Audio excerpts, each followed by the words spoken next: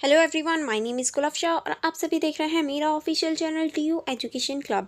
आई hope आप सभी ठीक होंगे और आप सभी अपनी अपनी स्टडी बहुत अच्छे से कर रहे होंगे। देखिए, आज की जो मेरी वीडियो है वो बीए ऑनर्स पॉलिटिकल साइंस की होने वाली है। बीए ऑनर्स पॉलिटिकल साइंस का जो आपका 6 सेमेस्टर है, आज हम लोग 6 सेमेस्टर का जो सब्जेक्ट है पब्लिक पॉलिसी यानी लोक नीति, अगर आपके पास भी सब्जेक्ट है तो इसके जो इंपॉर्टेंट क्वेश्चन विद आंसर है वो हम लोग देखने वाले हैं। यानी इस सब्जेक्ट के इंपॉर्टेंट क्वेश्चन विद आंसर देखने वाले हैं। यानी इंपॉर्टेंट क्वेश्चंस तो होंगे लेकिन साथ में आंसर भी होंगे। और देखिए, ये जो क्वेश्चन है ये बहुत ज़्यादा इंपॉर्टेंट है आपके एग्जाम के पॉइंट ऑफ व्यू से। बहुत ज़्यादा पॉसिबिलिटी है कि यही क्वेश्चन आएंगे, तो इस वजह से आप इन वीडियोज़ को लास्ट तक ज़रूर देखना। एंड वन मोर थिंग, मैंने एक और वीडियो बनाई थी जो कि आपकी सिलेबस की थी, जिसमें मैंने आपको इंपॉर्टेंट जो चैप्टर हैं वो तो बताई, साथ में इंपॉर्टेंट चैप्टर में जो इंपॉर्टेंट पॉइंट्स हैं यानी जिन्हें आपको कवर करना ही है एग्जाम से पहले, वो भी बताए हैं। तो अगर आपने वो नहीं देखे हैं तो आपको लिंक डिस्क्रिप्शन बॉक्स में मिल जाएगा, पूरी प्लेलिस्ट का, आप वहाँ से इसे चेकआउट कर सकते हैं। एंड देखिए, ये जो वीडियो है इसकी भी पार्ट 1 एंड पार्ट 2 होने वाले हैं, यानी इंपॉर्टेंट क्वेश्चन विद आंसर इसके पार्ट 1 एंड पार्ट 2 होगा। ठीक है, आज हमारी स्टार्टिंग है।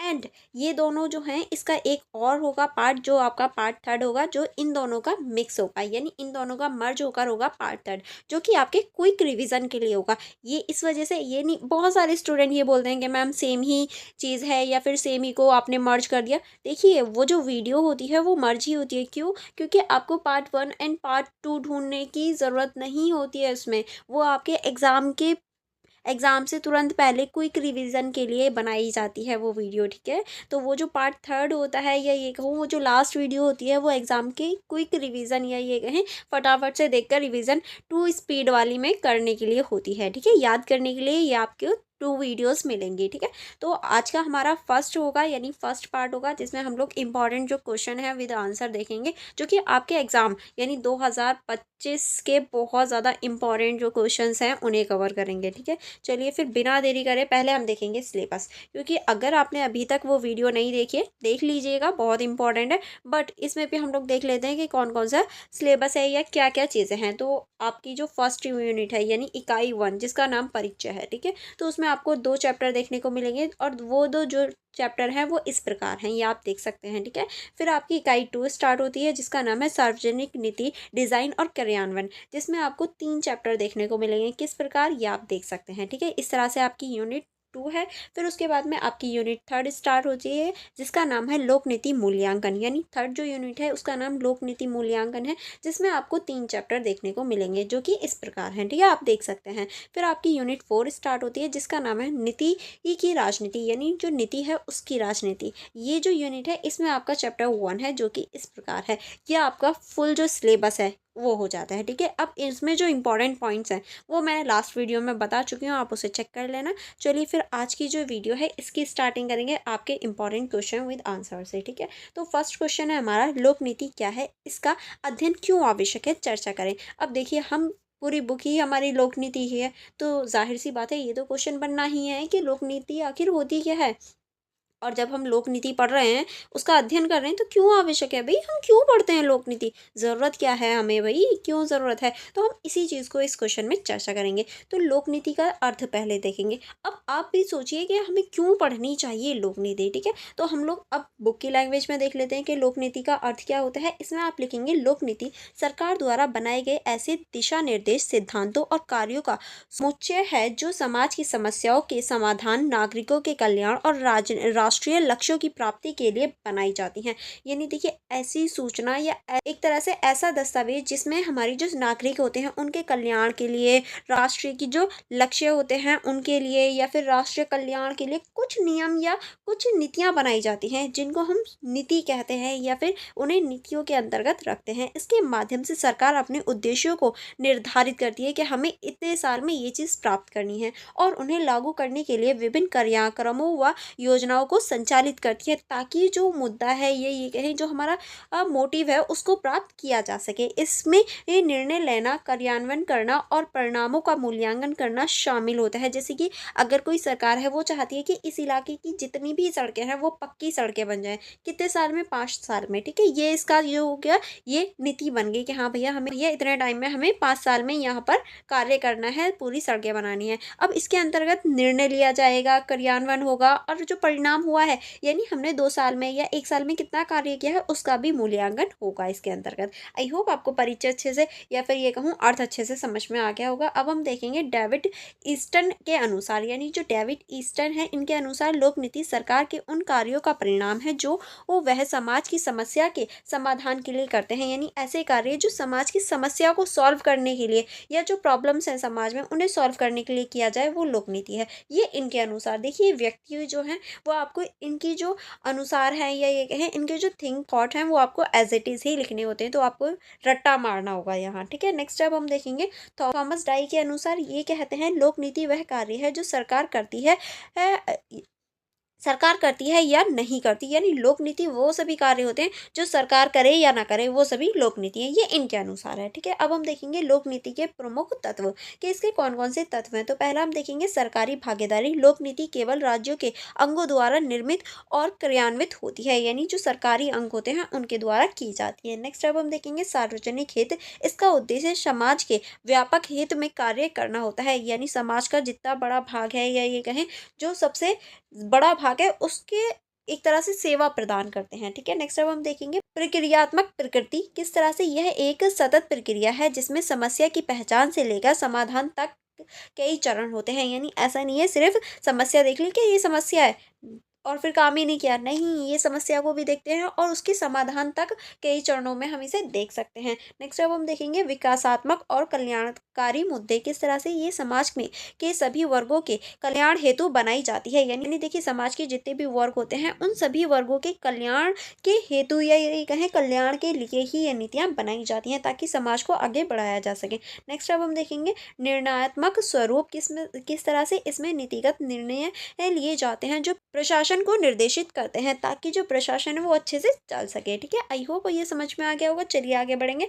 आगे अब हम देखेंगे लोक नीति का अध्ययन क्यों आवश्यक है। अब हम देखेंगे कि लोक नीति जो है इसका अध्ययन ही क्यों आवश्यक है। तो इसमें देखेंगे सरकारी कार्यप्रणाली को समझने के लिए किस तरह से जो सरकारी कार्यप्रणाली होती है उसको समझते हैं। इसमें आप लिखेंगे लोक नीति का अध्ययन हमें यह समझने में सहायता करता है कि सरकार किस प्रकार नीतियाँ बनाती है, उनका कार्यान्वयन कैसे होता है और उनका समाज पर क्या प्रभाव पड़ता है। इसमें प्रशासनिक प्रक्रिया का विश्लेषण संभव होता है, यानी देखिए लोक नीति का अध्ययन जो है वो हमें ये बताता है कि सरकार किस तरह से नीतियाँ बना रही है, किस तरह से उन्हें कार्यान्वयन यानी लागू कर रही है या क्रिया में ला रही है और ये किस तरह से समाज पर प्रभाव डालते हैं। ये सभी चीज़ें हमें लोक नीति के अध्ययन से पता चलती हैं। नेक्स्ट अब हम देखेंगे समस्या की पहचान और समाधान में सहायक। किस तरह से समस्या की पहचान और समाधान में सहायक होती है। समाज में विभिन्न जटिल समस्याएं जैसे गरीबी, बेरोजगारी, पर्यावरण प्रदूषण, शिक्षा आदि ये समाधान हेतु प्रभावी नीतियों की आवश्यकता होती है। लोक नीति के अध्ययन से हम इन समस्याओं के मूल कारणों को समझ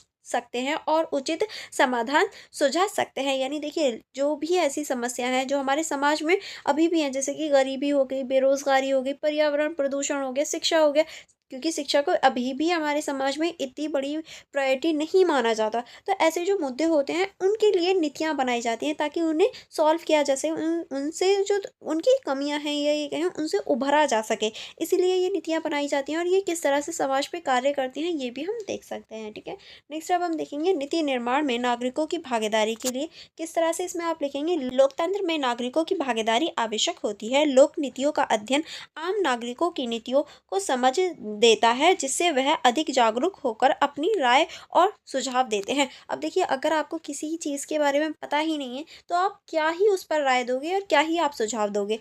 तो इसी वजह से हमें लोक नीति पढ़नी चाहिए, लोक नीति के बारे में पता होना चाहिए, तभी तो हम अपनी राय दे पाएंगे कि हाँ भाई ये वाली नीति इस तरह से बनाओ, या अपना सुझाव दे पाएंगे कि इस नीति में ये वाली कमियां हैं ये ऐड करो। तो इसी वजह से हमें लोक नीति पढ़ना चाहिए या हमें जानना आवश्यक है। नेक्स्ट अब हम देखेंगे प्रशासनिक दक्षता और पारदर्शिता हेतु। किस तरह से नीति का मूल्यांकन और निगरानी प्रशासन की पारदर्शिता और जवाबदेही को सुनिश्चित करती है जिससे सरकारी संसाधनों का उचित प्रयोग होता है। अब देखिए अगर प्रशासन की जो दक्षता है और पारदर्शिता है वो ना हो तो घपला हो सकता है, घोटाला हो सकता है। इसीलिए जो प्रशासन की पारदर्शिता है उसको बनाने के लिए और जवाबदेही होने के लिए भी हमें ये पता होना चाहिए, ठीक है। नेक्स्ट अब हम देखेंगे विकासात्मक लक्ष्यों की प्राप्ति में सहायक। किस तरह से ये विकासात्मक जो लक्ष्य होते हैं उनकी प्राप्ति में सहायक होता है। सतत विकास, सामाजिक न्याय और समावेशी विकास जैसे लक्ष्यों को प्राप्त करने हेतु नीति निर्माण एवं आवश्यक उपकरण है। लोक नीति का अध्ययन इन लक्ष्यों को प्राप्त करने में सहायक होता है,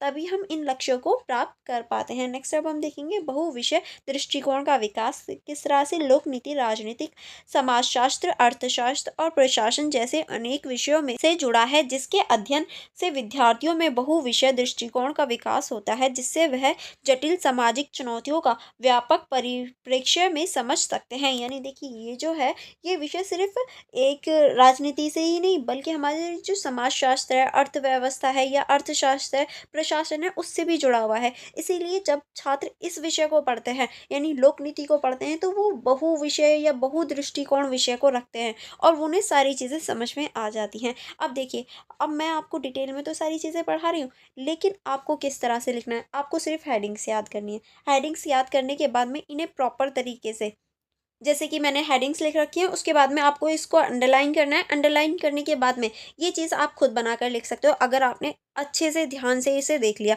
आपको क्या करना है, सिर्फ 2 से 3 बार वीडियो देखनी है, आपको सारे पॉइंट्स जो हैं बिल्कुल क्लियर हो जाएंगे।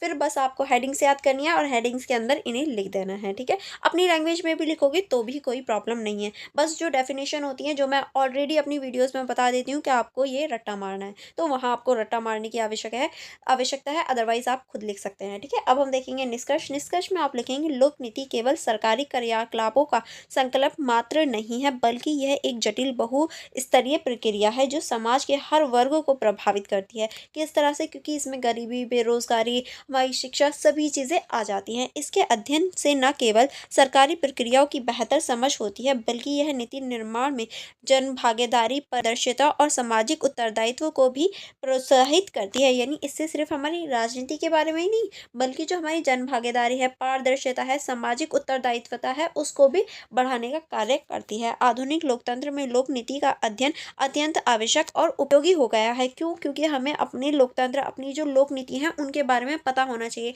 तभी हम दूसरे से या फिर किसी से कह सकते हैं कि भाई ये वाली चीज़ ऐसे नहीं ऐसे होनी चाहिए, ठीक है। तो दूसरों पे बोलते हैं ना, दूसरों पे उंगली उठाने से पहले हमें खुद पे पता होना चाहिए, खुद को नॉलेज होनी चाहिए कि हाँ तुम्हें पता, अगर पता ही नहीं है हम बोले जा रहे हैं फिर क्या फ़ायदा। तो इसी वजह से हमें लोक नीति का अध्ययन करना आवश्यक है, ठीक है।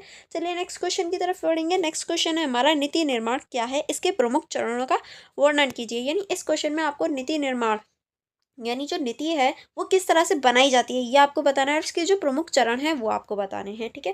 चले पहले हम देखेंगे नीति निर्माण का अर्थ क्या होता है। तो इसमें आप लिखेंगे नीति निर्माण वह प्रक्रिया है जिसके माध्यम से सरकार समाज की समस्याओं की पहचान करती है और उन्हें सुलझाने के लिए औपचारिक निर्णय एवं योजनाएं बनाती है। यानी ऐसी प्रक्रिया जिसके माध्यम से जो समस्या है उसकी पहचान करना और जो सोल्यूशन है वो बनाना नीति निर्माण कहलाता है। इसमें विभिन्न हितधाराओं जैसे राजनेताओं, नौकरशाही, विशेषज्ञों और जनता की भागीदारी होती है। नीति निर्माण एक सतत, जटिल और बहुस्तरीय प्रक्रिया है जो सामाजिक, आर्थिक और राजनीतिक स्तर में विकसित होती है। यानी देखिए, जब भी कोई नीति बनती है या कोई भी कानून बनाया जाता है तो हितधाराओं की, राजनेताओं की, नौकरशाहों की और जो विशेषज्ञ होते हैं उनकी ज़रूरत होती है। और ये एक जटिल या फिर सतत प्रक्रिया है जो बहु विषय या बहुस्तरीय प्रक्रिया होती है। यानी एक ही टाइम पे हम इसे ये नहीं कह सकते कि हमने पूरी नीति बना दी, एक टाइम पे या फिर एक ही निर्णय में नहीं बन सकती। ये कई स्तरों पर जाके नीतियाँ बनती हैं और कई स्तरों पर बहुत बार बहस होती है, तब जाके कोई नीति बनती है।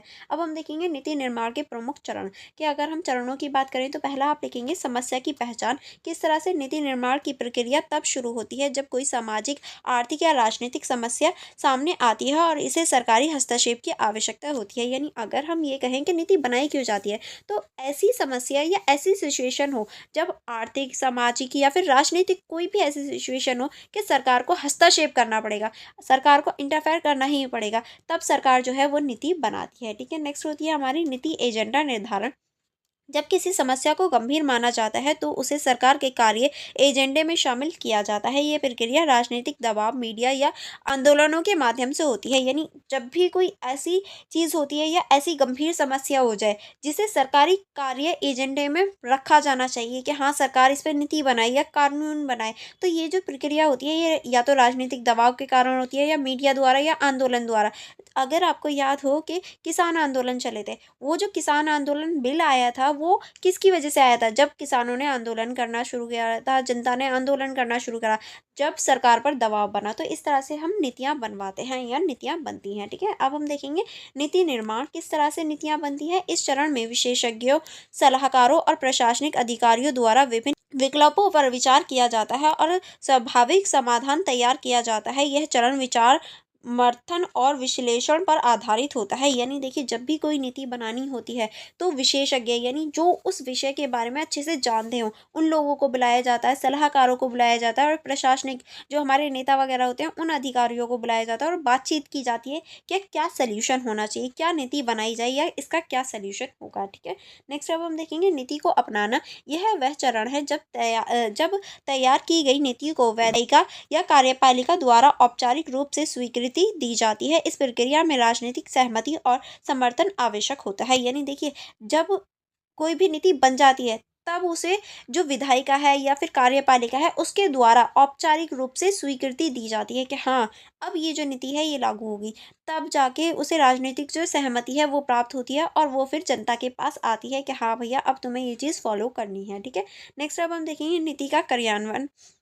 किस तरह से जो नीति है उसका क्रियान्वयन होता है। इसमें आप लिखेंगे स्वीकृत नीतियों को जमीनी स्तर पर लागू करने का कार्य प्रशासनिक एजेंसियां, विभागों और अधिकारियों द्वारा किया जाता है। यानी जो भी हमारी नीतियां बनी हैं या जो भी कार्य होता है उसको प्रशासनिक एजेंसियां या विभागों द्वारा जो अधिकार है वो प्रदान किए जाते हैं, जिसमें अधिकारों का आवंटन, योजना का संचालन और निर्देशों का पालन शामिल होता है। यानी जो भी नीतियां बनाई गई हैं उसमें संसाधनों का आवंटन सही होना चाहिए, यानी जो संसाधन है उनका बंटवारा सही हो, योजना का संचालन सही हो और जो निर्देश है उनका पालन किया जाए, ठीक है? नेक्स्ट अब हम देखेंगे नीति का मूल्यांकन। लागू की गई नीतियों के परिणामों की समीक्षा की जाती है कि क्या वह अपने उद्देश्यों को प्राप्त कर रही है या नहीं। यदि आवश्यक हो तो उसमें संशोधन भी किया जा सकता है। यानी देखिए, नीति लागू तो हो गई, अब देखा जाएगा उसका सर्वेक्षण किया जाएगा या ये कहें उसकी जो फीडबैक है वो ली जाएगी कि जो हमने नीति बनाई है वो कार्य कर भी रही है एक्चुअल में या नहीं कर रही, और नहीं कर रही है तो उसमें संशोधन की अगर चेंजेस की आवश्यकता है वो भी होंगे, ठीक है?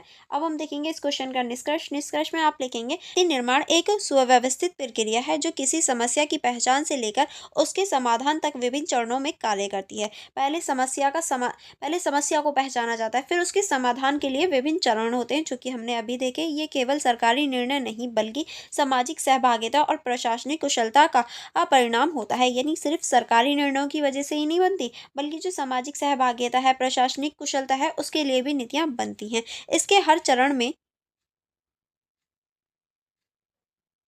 विश्लेषण, समन्वय और पारदर्शिता की आवश्यकता होती है जिससे लोक नीति प्रभावी एवं उत्तरदायित्व बन सके। यानी इसका हर चरण ऐसा होता है जिसमें हमें विश्लेषण, बहुत ज़्यादा बातचीत की, समन्वय की और पारदर्शिता की आवश्यकता होती है ताकि जो घोटाले जैसी सिचुएशन है वो क्रिएट ना हो और जो नागरिक हैं वो अच्छे से इस पे जवाबदेही हो सके। जो भी इसे बना रहा है वो जवाबदेही होना चाहिए, ठीक है? इस तरह से हम इसको देख सकते हैं। आई होप आपको ये क्वेश्चन अच्छे से समझ में आ रहे होंगे। अगर कहीं भी कोई भी डाउट हो आपको छोटा सा भी, तो आप मुझसे पूछ सकते हैं, मैं ज़रूर रिप्लाई दूंगी। ओके, चलिए नेक्स्ट क्वेश्चन की तरफ चलेंगे। नेक्स्ट क्वेश्चन है हमारा, तर्कसंगत मॉडल की प्रमुख विशेषताओं और उसकी सीमाओं का वर्णन करें। यानी जो तर्कसंगत मॉडल होता है इसकी जो प्रमुख विशेषता है उसकी सीमाओं का भी वर्णन करना है। तो सबसे पहले देखिए, बच्चे क्या करेंगे, तर्कसंगत मॉडल बताएंगे, इसकी सीमा बताएंगे, बात खत्म। पर आपको ऐसा नहीं करना। पहले देखिए क्या पूछा गया है, तर्कसंगत मॉडल, तो सबसे पहले हम बताएंगे तर्कसंगत मॉडल। फिर क्या पूछा गया है, इसकी विशेषता, तो सेकंड है हमारी विशेषता। एंड थर्ड पूछा गया है सीमाएं, तो थर्ड हमारा सीमाएं। तो एक ही क्वेश्चन में ये तीन क्वेश्चन छुपे हुए हैं। क्वेश्चन को ध्यान से पढ़ना भी बहुत ज़्यादा आवश्यक है। आप लोग क्या करते हैं, पढ़ तो लेते हैं, अच्छे से स्टडी कर लेते हैं, बट क्वेश्चन सही से नहीं पढ़ते, आपको क्वेश्चन नहीं पता चल पाता। तो आपको क्वेश्चन भी अच्छे से अटेम्प्ट करना है कि क्वेश्चन आखिर पूछ क्या रहा है। पहले क्वेश्चन को डिवाइड करिए भागों में कि वो क्या क्या पूछ रहा है, फिर उसके बाद उन्हें अटेम्प्ट कीजिए। ठीक है, जैसे कि इसमें 3 क्वेश्चन पूछे गए हैं। तो पहले हम ये देखेंगे तर्कसंगत मॉडल का क्या अर्थ है, यानी तर्कसंगत मॉडल क्या होता है। ठीक है, इसमें आप लिखेंगे तर्कसंगत मॉडल लोक नीति निर्माण का एक आदर्श दृष्टिकोण है जो यह मानता है कि नीति निर्माता सभी संभावित विकल्पों का विश्लेषण कर अधिकतम लाभ और न्यूनतम लागत वाला विकल्प चुनते हैं। यानी जो हमारा तर्कसंगत मॉडल है, इसका मानना है कि जो वो भी नीतियां बना रहा है, यानी जो भी नीति निर्माता है, वो ज़्यादा से ज़्यादा जो विकल्प हैं उनका विश्लेषण करता है पहले, फिर अधिकतम लाभ किस में होगा और न्यूनतम जो लागत है वो किस में लगेगी, यानी हमें लाभ भी ज़्यादा हो और खर्च भी कम हो, ऐसा कौन सा विकल्प है उसका चयन करता है। यह मॉडल वैज्ञानिक पद्धति और तार्किक सोच पर आधारित है। यानी ये जो मॉडल है ये वैज्ञानिक पद्धति और जो तार्किक सोच होती है, दिमाग से सोचने वाली, उस पर आधारित होता है। ठीक है, अब हम देखेंगे तर्कसंगत मॉडल की प्रमुख विशेषताएं। सेकंड पॉइंट क्या था, विशेषता। अब देखो विशेषता आ गई। अब हम देखेंगे तर्कसंगत जो मॉडल है इसकी विशेषता। पहले हम देखेंगे समस्या की स्पष्ट पहचान, यानी जो समस्या है उसको स्पष्ट रूप से पहचानना। किस तरह से नीति निर्माण की प्रक्रिया एक स्पष्ट और ठोस समस्या की पहचान से शुरू होती है। यानी सबसे पहला जो मुद्दा है या सबसे पहला जो स्टेप है वो यही तो है कि समस्या पहचानना, तो ये समस्या पहचानने का कार्य करता है। नेक्स्ट अब हम देखेंगे विकल्पों का संपूर्ण विश्लेषण, सभी स्वाभाविक विकल्पों का एकत्र कर उनके लाभ और हानियों का तुलनात्मक अध्ययन करना। अब हमने देख लिया समस्या क्या है, हमने देखा कि अब इसका सोल्यूशन क्या है। सोल्यूशन तो बहुत सारे मिले, लेकिन सबको एकत्रित करके पहले हम देखेंगे लाभ और हानि कि क्या क्या लाभ है क्या क्या हानि है। ऐसा ना हो हम ऐसा सोल्यूशन ले लें जिसमें हानि जो है वो 3 हो और लाभ जो हो वो 2 हो, तो हम तो घाटे में रह जाएंगे। इसी वजह से सारे जो हमारे सोल्यूशन है उनको देखना और उनकी तुलना करना कि किस में लाभ ज़्यादा है और किस में हानि कम है। ठीक है, नेक्स्ट अब हम देखेंगे उद्देश्यों की स्पष्टता। नीति के लक्ष्य पहले से तय होते हैं और उन्हें प्राप्त करने के लिए ये ही निर्णय लिया जाता है। यानी जो भी नीति है उसके जो लक्ष्य है वो पहले से ही निर्धारित होता है कि हाँ भैया हमें 5 साल में सड़कें बनानी है, 5 साल में रेलवे स्टार्ट करनी है, सारी चीज़ें निर्धारित होती हैं। तो उन्हीं का जो लक्ष्य है उसको प्राप्त करने के लिए नीतियाँ बनाई जाती हैं। ठीक है, चलिए आगे बढ़ेंगे। आगे अब हम देखेंगे लागत लाभ विश्लेषण किस तरह से।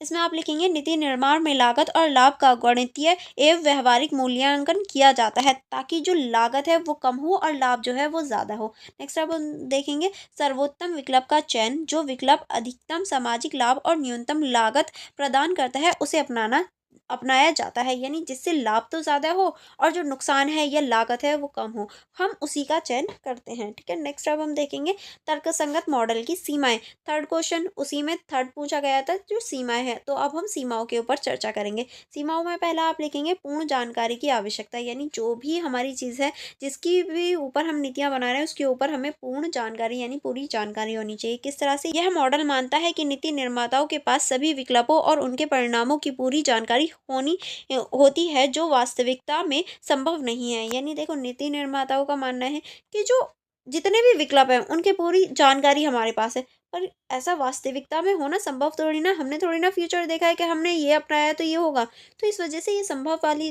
चीज़ नहीं है। बट हाँ ऐसा होना चाहिए। ठीक है, लेकिन होना चाहिए बट संभव नहीं हो पाता। नेक्स्ट अब हम देखेंगे समय और संसाधनों की कमी। किस तरह से, सभी विकल्पों का विश्लेषण करना अत्यधिक समय और संसाधनों की मांग करता है जो व्यवहारिक नहीं है। यानी अगर हम सभी जो विकल्प है सभी जो ऑप्शंस हैं उनकी जांच करेंगे तो समय भी लगेगा और संसाधन भी लगेंगे जो एक्चुअल में पॉसिबल नहीं हो पाते, तो ये इसकी एक तरह से सीमा हो जाती है।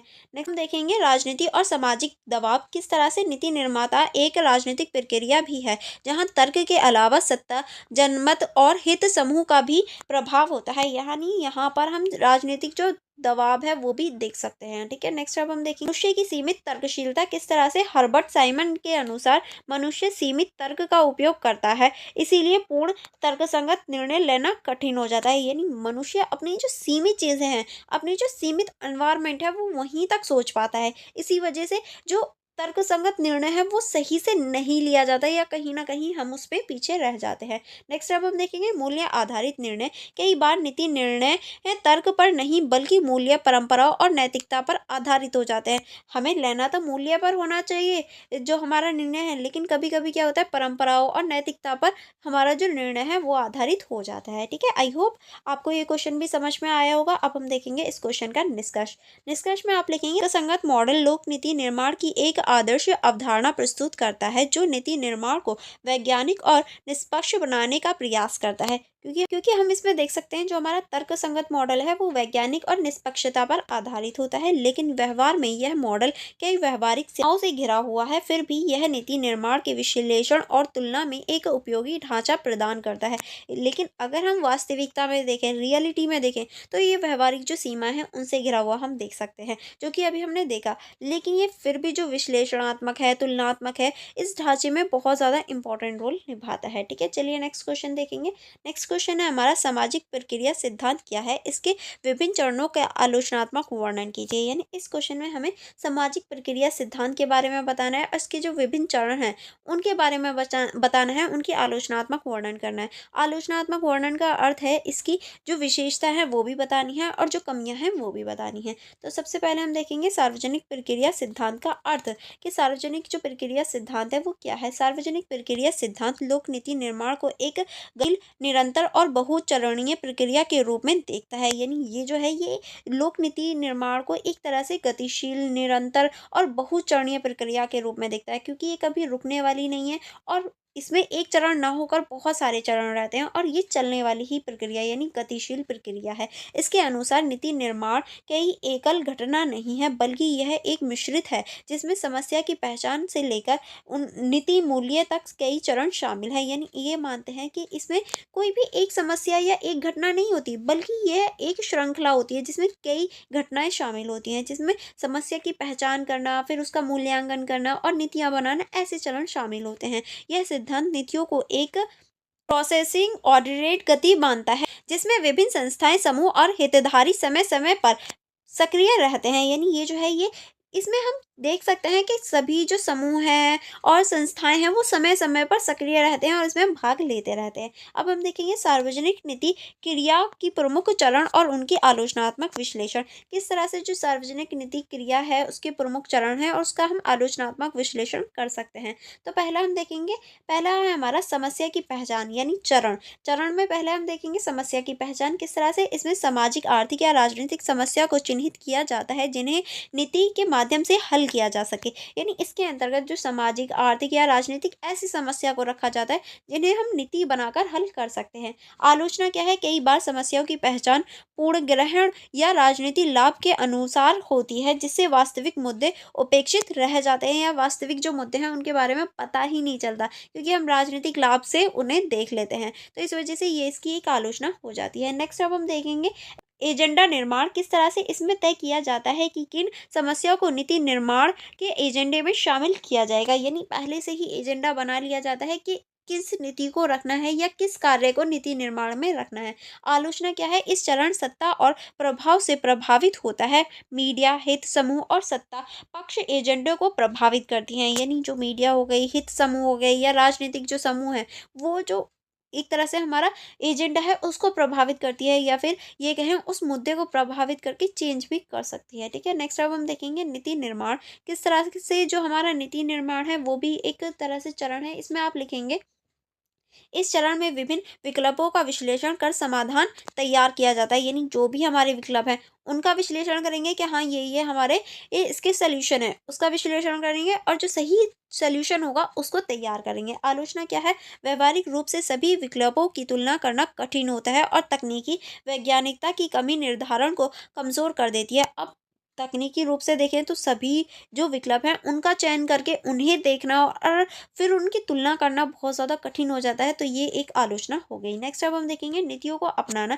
किस तरह से इस चरण में सरकार या संसद द्वारा किसी नीति को औपचारिक रूप से स्वीकृति दी जाती है या ये कहें उसे औपचारिक रूप से अपना लिया जाता है। आलोचना क्या है, इसकी आलोचना है राजनीतिक सौदेबाजी, संगठन राजनीति और वोट बैंक के प्रभाव के कारण नीति गुणवत्ता प्रभावित हो सकती है। यानी जो राजनीतिक सौदेबाजी हो गई और गठबंधन राजनीति हो गई, वोट बैंक हो गए, इसकी वजह से जो हमारा निर्णय होता है या नीति होती है वो भी प्रभावित हो जाती है। नेक्स्ट अब हम देखेंगे नीति का कार्यान्वयन किस तरह से नीति को धरातल पर लागू किया जाता है, जिससे विभिन्न सरकारी एजेंसियों शामिल होती हैं, यानी जो एक्चुअल लाइफ होती है उस पर अब उसे लागू किया जाता है, जिस पर बहुत सारी जो एजेंसियां होती हैं ये सारी चीज़ें इसमें शामिल होती हैं। आलोचना क्या होती है? प्रशासनिक दक्षता, संसाधनों की कमी और भ्रष्टाचार के कारण नीति का सही कार्यान्वयन नहीं होता। यानी हम अगर किसी भी नीति को एक्चुअल में लागू करते हैं तो वहाँ पर हम संसाधनों की कमी देख सकते हैं, भ्रष्टाचार देख सकते हैं, जिसकी वजह से जो एक्चुअल में उसका कार्य होता है, कार्यान्वयन होता है, वो हो ही नहीं पाता। नेक्स्ट अब हम देखेंगे नीति मूल्यांकन किस तरह से। इसमें यह देखा जाता है कि नीति अपने लक्ष्य को कितना पूरा कर पाए, यानी जो भी नीति बनाई गई है वो अपने लक्ष्य को कितना पूरा कर पा रही है ये देखा जाता है। आलोचना में आप लिखेंगे मूल्यांकन की प्रक्रिया अक्सर पक्षपातपूर्ण होती है और इसके निष्कर्षों को गंभीरता से नहीं लिया जाता। यानी जो मूल्यांकन हो रहा है, जो भी हमारा मूल्यांकन हो रहा है उसकी जो फीडबैक निकलती है वो पक्षपातपूर्ण होती है, यानी एक ही पक्ष का वो समर्थन करती है, जिस वजह से जो निष्कर्ष होता है वो सही से नहीं निकल पाता और ना ही उसको गंभीरता से देखा जाता है कि हाँ भैया इसका आउटपुट ये हुआ है तो उसे गंभीरता से देखें, ऐसा कुछ नहीं होता। ठीक है, अब हम देखेंगे निष्कर्ष। निष्कर्ष को देख लेते हैं। निष्कर्ष में आप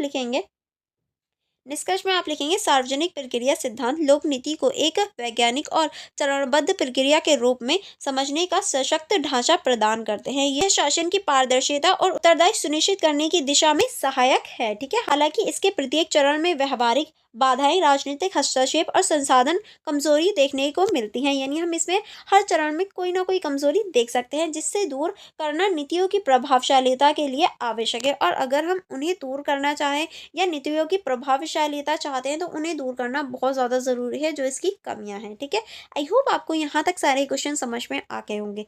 अगर किसी भी क्वेश्चन में कोई भी डाउट हो तो आप मुझसे पूछ सकते हैं, अदरवाइज इससे आगे के जो क्वेश्चन है वो हम सेकेंड वीडियो में कवर करेंगे। ओके, और वीडियोस फॉर मोर कनेक्टिविटी आप मेरा यूट्यूब चैनल सब्सक्राइब कर लीजिए एंड बेल आइकन को प्रेस करके अपने फ्रेंड्स के साथ शेयर कर दीजिए, ताकि वो भी अपनी ये जो स्टडी है वो अच्छे से कर पाएँ एंड अपने अच्छे नंबर गेन कर पाएँ, क्योंकि ये बहुत ज़्यादा इंपॉर्टेंट क्वेश्चन होने वाले हैं। एंड फॉर मोर कनेक्टिविटी आप मेरी जो इंस्टाग्राम आईडी है उसको चेकआउट कर सकते हैं, मेरा टेलीग्राम ग्रुप ज्वाइन कर सकते हैं। अगर कोई भी क्वेरी हो या कोई भी कन्फ्यूजन हो तो आप मुझसे यहाँ पर भी पूछ सकते हैं। एंड अगर आप इन सभी की सेल्फ रीड आउट करना चाहते हैं, इन सभी को सेल्फ स्टडी करना चाहते हैं, तो आप मेरे यूट्यूब चैनल की मेंबरशिप ज्वाइन कर सकते हैं, अदरवाइज मेरा टेलीग्राम ग्रुप ज्वाइन कर सकते हैं। चलिए फिर हम लोग मिलेंगे नेक्स्ट वीडियो में। आप वीडियो को लाइक करना एंड अपने फ्रेंड्स के साथ शेयर करना मत भूलिएगा। Thank you for watching everyone.